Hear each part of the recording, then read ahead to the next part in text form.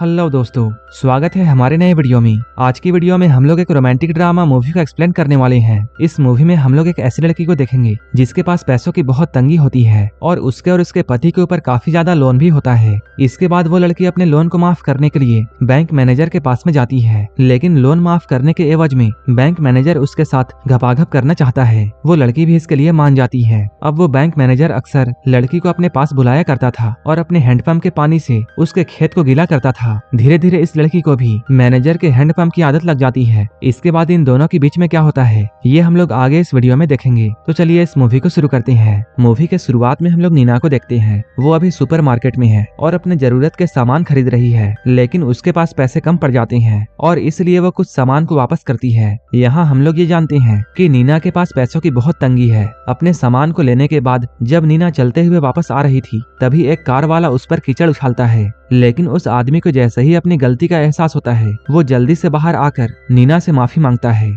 नीना उस पर बहुत चिल्लाती है। वो आदमी काफी अमीर था, इसलिए वो अपनी गलती का भरपाई करने के लिए $1500 नीना को देना चाहता है, लेकिन नीना को उसकी बातों पर विश्वास नहीं था, इसलिए वो उसे उल्टा सीधा बोलकर यहाँ से चली जाती है। इसके बाद नीना अपने घर में आती है। यहाँ हम लोग नीना के पति सासा को देखते हैं। वो कॉलेज में एक प्रोफेसर है। सासा के पास बैंक की तरफ से एक नोटिस आया था क्योंकि उसने बैंक से लोन लिया था जिसकी इंस्टॉलमेंट देना वो भूल गया था, जिसके वजह से बैंक उसके घर को कभी भी जब्त कर सकती थी। इस बात को लेकर सासा बहुत टेंशन में आ जाता है। वो नीना से कहता है, तुमने मुझे लोन के बारे में याद क्यों नहीं दिलाया? लेकिन असल बात ये थी सासा ने उसे इस लोन के बारे में कुछ भी नहीं बताया था। नीना भी इस बात को लेकर परेशान हो जाती है, लेकिन सासा उसे यहाँ संभालता है और उससे प्यार भरी बातें करता है। धीरे धीरे ये लोग क्लोज आते हैं और यहीं पर इंटीमेट होते हैं। वहीं दूसरी ओर हम लोग उस आदमी को देखते हैं जिसने नीना के ऊपर कीचड़ उछाला था। उसका नाम सरगई है। वो अभी अपने फैमिली के साथ में है। उसकी वाइफ का नाम तमारा है और इन दोनों का एक प्यारा सा बेटा भी है। सरगई अपने फैमिली के साथ में समर वेकेशन में जाना चाहता है, लेकिन उसकी वाइफ मना कर देती है क्योंकि वो सरगई के बिजी शेड्यूल से बहुत परेशान हो चुकी है और अब उसे ऐसा लगता है कि सरगई अपने काम की वजह से उस पर ध्यान नहीं देता है और इसी वजह से इन दोनों ने काफी लंबे वक्त से एक दूसरे के साथ में घपाघप नहीं किया था। इधर हम लोग नीना के पति सासा को देखते हैं जो कि अपने कॉलेज में लेक्चर दे रहा था। हम लोग देखते हैं नीना भी उसकी स्टूडेंट है। वो यहाँ चाइनीज सीख रही थी।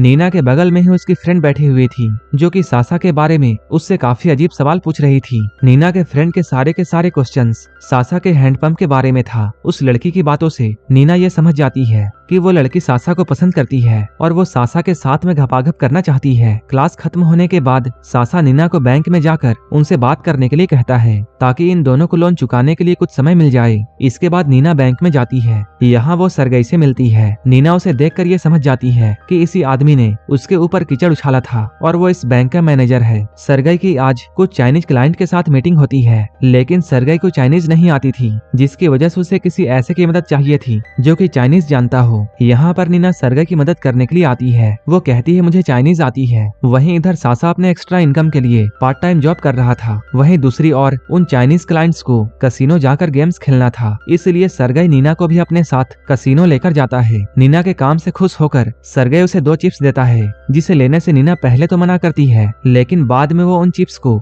0 नंबर पर लगाती है। नीना की किस्मत बहुत तेज थी, इसलिए वो देखते ही देखते यहाँ $7000 जीत जाती है। अचानक इतने सारे पैसे देखकर नीना बहुत खुश होती है। इसके बाद वो अपना सारा का सारा पैसा फिर से 0 नंबर पर लगाती है। यहाँ सरगई उसे रोकने की काफी कोशिश करता है, लेकिन वो सरगई की कोई भी बात नहीं सुनती है। इसके बाद वो अपना सारा पैसा एक ही झटके में हार जाती है। सरगई अब धीरे धीरे नीना की तरफ अट्रैक्ट होने लगा था, इसलिए वो उसी रात नीना के साथ में डिनर करने के लिए एक होटल में जाता है। नीना पहली बार इतने आलीशान होटल में आई थी, जिसकी वजह से वो बहुत खुश थी। नीना यहाँ पर अपने लोन के बारे में बातें करती है, लेकिन सरगई लोन के बारे में बातें करके अपनी शाम को खराब करना नहीं चाहता था, इसलिए वो नीना के साथ डायरेक्ट घपाघप करने के बारे में पूछता है। नीना को ये सुनकर अच्छा नहीं लगता है, इसलिए वो गुस्से में यहाँ चली जाती है। घर आने के बाद नीना सासा को अपनी पूरी बात बताती है। जब सासा को ये पता चलता है कि नीना ने $7000 गंवा दिए थे, तब सासा नीना पर बहुत गुस्सा करता है। नीना को ये देखकर बहुत दुख होता है कि सासा को इस बात पर गुस्सा नहीं आ रहा है कि सरगियो उसके खेत का पानी पीना चाहता था, बल्कि सासा को तो बस पैसों की पड़ी हुई है। अगले ही दिन नीना ये सारी बातें अपने दोस्त को भी बताती है। है। उसकी दोस्त ये समझ जाती है कि नीना भी अब सरगई की तरफ अट्रैक्ट होने लगी है, लेकिन वो सासा को भी धोखा देना नहीं चाहती है। इधर सरगई का भी वही हाल था, क्योंकि उसे भी अब नीना पसंद आने लगी है,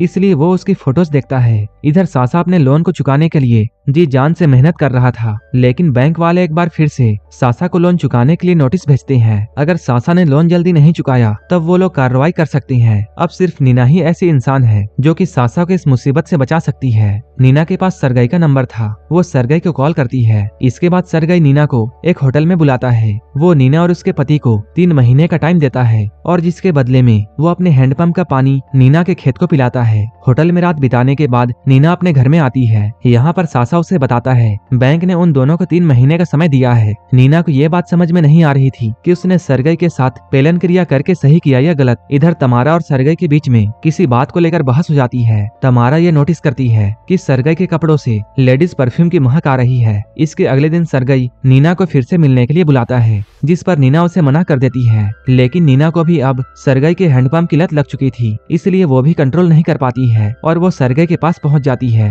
ये लोग फिर से यहाँ पर घपाघप करते हैं और ये लोग अब हर हफ्ते मिलने का प्लान बनाते हैं। एक दिन नीना फिर से सरगई से मिलने के लिए होटल में जाती है, लेकिन सरगई यहाँ नहीं आता है। ऐसे ही अब कई हफ्ते निकल जाते हैं और सरगई अब तक इस होटल में नहीं आया है। असल में सरगई का बेटा काफी बीमार था। इधर आज नीना का बर्थडे होता है, लेकिन नीना बहुत सैड थी। जब उसका फोन रिंग करता है तब उसे ऐसा लगता है जैसे सरगई ने उसे कॉल किया है। यहाँ नीना ये समझ पाती है कि उसे अब सरगई से प्यार हो चुका है और अब वो उसके बिना नहीं रह सकती है। नीना अब सरगई को फॉलो करती है। इधर नीना के अपसेट रहने से सासा को ऐसा लग रहा था कि नीना बीमार है, इसलिए वो अब नीना का बहुत ध्यान रखता है। इसके बाद वो नीना के साथ इंटीमेट होने की कोशिश करता है, लेकिन नीना तो अब सिर्फ सरगई के साथ इंटीमेट होना चाहती है, इसलिए वो ये बात सासा को भी बताती है। वो सासा से कहती है उसका किसी और के साथ अफेयर चल रहा है। ये सुनकर सासा को नीना पर बहुत गुस्सा आता है और वो उसे अपने घर से बाहर निकाल देता है। इसके बाद नीना सरगई को कॉल करती है और वो उसे मिलने के लिए बुलाती है। सरगई नीना से मिलने के लिए आता है और वो नीना को एक सुंदर सा फ्लैट दिलाता है। तभी नीना की फ्रेंड उसके पास आकर ये पूछती है क्या सरगई तुमसे शादी करेगा, जिस पर नीना कोई भी जवाब नहीं देती है। एक बार नीना सरगई को मिलने के लिए बुलाती है। तभी तमारा को भी नीना के बारे में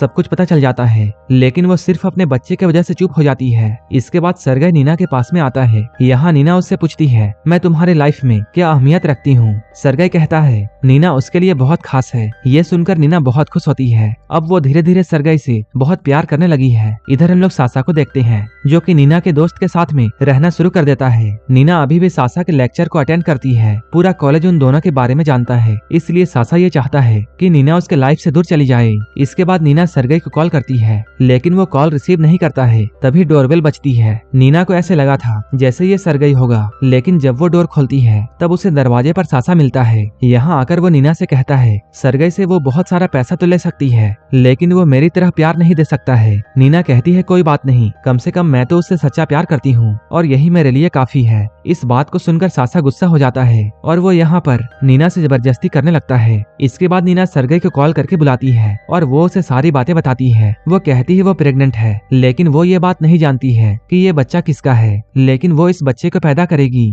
चाहे सरगई इस बच्चे को अपना नाम दे या ना दे। सरगई कहता है वो इस बच्चे को अपना नाम देगा और इस बच्चे को किसी भी तरह की कोई कमी नहीं होगी। ये सुनकर नीना बहुत खुश होती है। जब सरगई अपने घर में पहुंचता है तब वो देखता है तमारा ड्रिंक कर रही है। वो यहाँ तमारा को ये बताता है कि उसकी गर्लफ्रेंड प्रेग्नेंट है। तमारा इस बात को सुनकर कोई भी रिएक्ट नहीं करती है। इसके दूसरे दिन सरगई सासा को पीटने के लिए गुंडों को भेजता है, क्योंकि उसने नीना के साथ में गलत किया था। इधर नीना की फ्रेंड सासा के साथ में रहकर उसका केयर करती है। एक दिन सासा चाकू लेकर सरगई को मारने के लिए आता है, क्योंकि उसे ऐसा लगता है कि ये सब सरगई की वजह से हुआ है, लेकिन नीना उसे यहाँ रोकती है और वो उसे बहुत प्यार से समझाती है। इसके बाद हमें इस मूवी में काफी समय बाद का सीन दिखाया जाता है। अब नीना का एक बेटा है। अब सरगई नीना और तमारा को एक साथ ही रखता है। अब वो अपने दोनों वाइफ को टाइम भी देता है। इसके बाद हम लोग ये देखते हैं नीना सरगई के साथ में एक पार्टी में जाती है। यहाँ पर सासा भी होता है। वो यहाँ पर नीना से कहता है वो आज भी उसके वापस आने का वेट कर रहा है। ये सुनकर नीना सासा को होटल के एक कमरे में लेकर जाती है और उसके साथ भयंकर घपाघप करती है। इसके बाद नीना सासा से कहती है वो उसके पास कभी भी वापस नहीं आने वाली है और ये कहते हुए वो इस रूम से बाहर चली जाती है। नीना ये सोचकर बहुत इमोशनल हो जाती है कि सासा अब भी उसका वेट कर रहा है